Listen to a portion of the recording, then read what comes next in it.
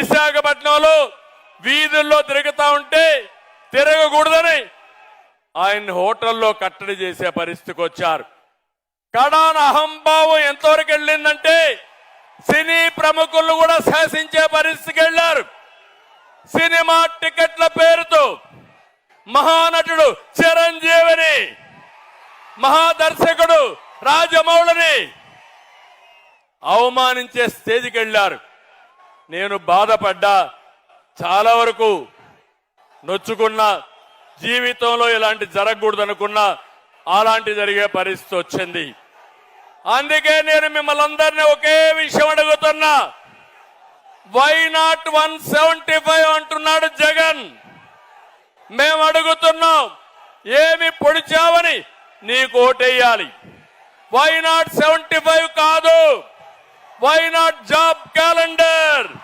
సమాధానం చెప్పు. Why not DSC? Why not ఉచిత ఇసుక? ఇప్పుడే మిమ్మల్ని చూస్తా ఉంటే నాకు అనిపిస్తుంది, వై నాట్ 175 కాదు తమ్ముళ్ళు, వై నాట్ పులివెందల? అవునా కాదా? పులివెందల్లో కూడా ఓడించాలా లేదా? ఓడించాలంటే తాడేపల్లి శబ్దం పులివెందలు నిలబడాలి. గట్టిగా చెప్పండి.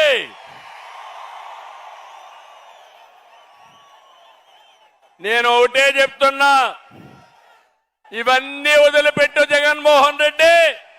ఊ కిల్డ్ బాబాయ్? ఊ కిల్డ్ బాబాయ్? సమాధానం చెప్పమని సవాలు విసురుతున్నా. న్యాయమవునా కాదా యువత? తమ్ముళ్ళు, ఇంకో పక్క జగన్ ఒక బ్లఫ్ మాస్టర్. అవునా కదా? బ్లఫ్ మాస్టర్ అవునా కాదా?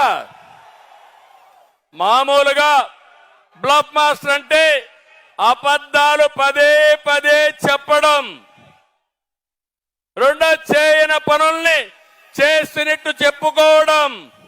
ఇది చేసే వ్యక్తుల్ని బ్లఫ్ మాస్టర్ అంటారు. ఒకప్పుడు నేను చూశాను ఊరల్లో కణికట్టు కట్టేవాళ్ళు. కణికట్టు అంటే ఉన్నది లేని పదే పదే చెప్పి మనల్ని నమ్మించాలని ప్రయత్నం చేసేవారు. అలాంటి వ్యక్తి జగన్మోహన్ రెడ్డి.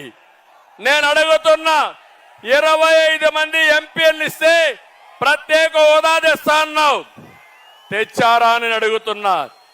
మద్యపాన నిషేధం చేస్తా ఉన్నావు, చేశావా అని అడుగుతున్నా. సిపిఎస్ రద్దు చేస్తా అన్నాడు, చేశాడా అని నేను అడుగుతున్నా. నిన్ననే కుప్పం చూశారు తమ్ముళ్ళు, పేపర్లో వచ్చింది. నా నియోజకవర్గం 35 ఏళ్లుగా ఎమ్మెల్యేగా ఉన్నా, అక్కడ ముఖ్యమంత్రిగా ఉన్నా. కుప్పానికి నీళ్లని ఈ ముఖ్యమంత్రి నాటకాలు వేశాడు. నేరుగా కుప్పం వెళ్ళాడు, ట్యాంకర్లో నీళ్లు తీసుకుపోయాడు, కాలువలో నీళ్లు పెట్టాడు. అక్కడి నుంచి మీరు చూస్తే కొత్తగా గేట్లు తీసుకుపోయాడు. ఇవి చూస్తే మా పవన్ కళ్యాణ్ గారు కానీ మా జయకృష్ణ ఏ మాత్రం లాభం లేదు, సినిమా సెట్టింగ్ వేశాడు.